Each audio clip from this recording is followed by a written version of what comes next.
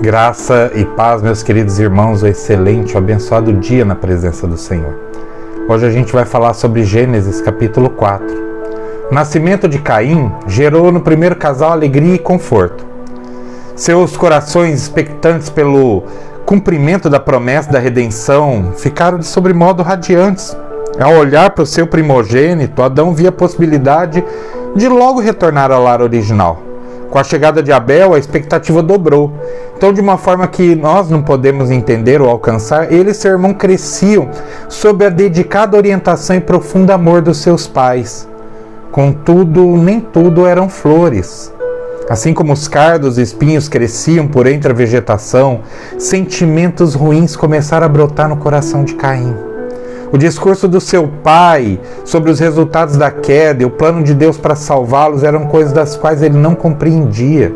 E ao avistar de longe os querubins e a espada flamejante a guardar o Éden, ele pensava ser capaz de mostrar a Deus que ele merecia morar ali.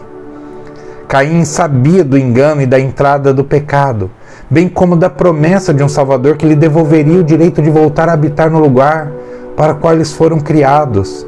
Mas parece que nada os convencia de que Deus poderia ter sido menos duro com o erro dos seus pais.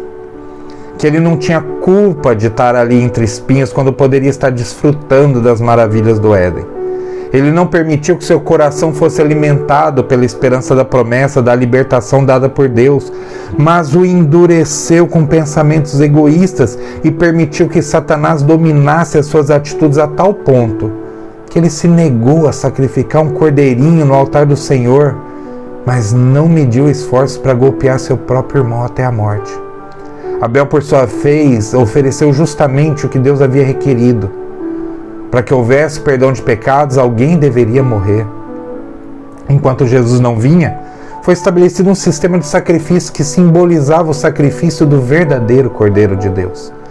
Mas Caim era lavrador e quis dar o que ele com seu próprio suor conseguia.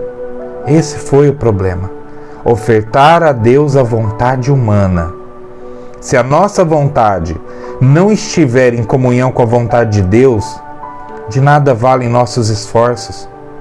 Como diz o provérbio, há caminho que ao homem parece direito, mas ao cabo dá em caminho de morte. Versículo 7 diz que os nossos desejos maus são contra nós, mas cabe a nós dominá-los. Mas será que a gente consegue isso sozinho? De forma alguma. Um Deus que, assim como falou a Caim na tentativa de fazê-lo chegar ao arrependimento, também fala conosco hoje. A gente não pode esquecer que o domínio próprio faz parte do fruto do Espírito Santo, e novamente o Senhor demonstrou a sua longanimidade.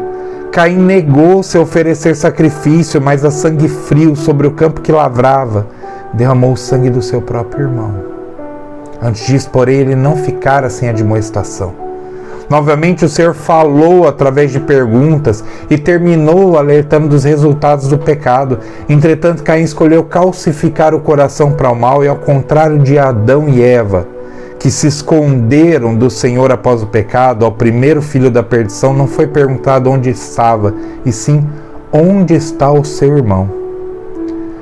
Até que ponto, amados, o ser humano pode chegar sem o temor do Senhor? Até as últimas consequências.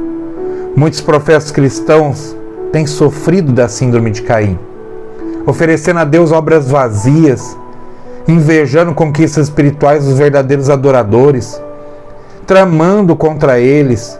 Penso que ninguém tem nada a ver com as suas más atitudes e em rebelião declara-se: acaso sou eu o tutor do meu irmão? Eximem-se da responsabilidade de zelar pela unidade do corpo de Cristo, fechando o coração aos apelos do Espírito Santo. Quando Deus pôs um sinal sobre Caim, poupou-lhe a vida, ficou claro que Deus não nos trata segundo nossos pecados, nem nos retribui consoante as nossas iniquidades. Mas um dia, o período de misericórdia dos 7, ou dos 70 vezes 7, findará, e o Senhor vingará os seus servos. Irmãos, nós fomos chamados por Deus para fazer parte da geração que, à semelhança de Enos, começará a invocar o nome do Senhor. cumprindo a tão aguardada profecia de Joel. Cheios do Espírito Santo, todos os verdadeiros adoradores estão unidos num só propósito. E acontecerá que todo aquele que invocar o nome do Senhor será salvo. Ainda há na tua vida um desejo ruim alimentado ou um pecado acariciado? O Senhor te diz hoje, a ti cumpre dominá-lo. Clame ao Deus pelo Espírito Santo. Se é uma dádiva que Ele deseja nos dar sem reservas, é o seu Espírito Santo.